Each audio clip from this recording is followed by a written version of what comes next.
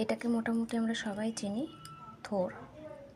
তো এটাকে আমি এরকমভাবে কেটে নিয়েছি। দেখো, থোরটাকে 5 মিনিট আমি নুন দিয়ে মাখিয়ে রেখেছিলাম, তারপরে এরকমভাবে চটকিয়ে নিয়েছি একটু। দেখো, এখানে আমি 50 গ্রামের মতো মুগ ডাল নিয়ে নিয়েছি। মুগ ডালটাকে প্রথমে ভেজে নেবো একটু লাল করে, তারপরে অল্প একটু নুন দিয়ে প্রেসারে সিটি মেরে নেব।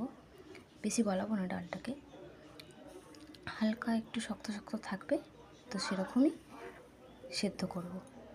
আর ফোড়নের জন্য আমি এখানে নিয়ে নিয়েছি একটু সাদা জিরে আর 3টে শুকনো লঙ্কা।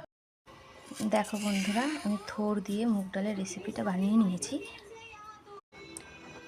ডালটা দেখো কত সুন্দর, গোটা গোটাই আছে, কিন্তু দেখো বন্ধুরা গলে গেছে। এরকমভাবেই ডালটা তোমাদেরকে সেদ্ধ করে নিতে হবে, যাতে পুরো সেদ্ধ হবে না, একটু গোটা গোটা থাকবে। আমি নামানোর আগে একটু ঘি আর একটু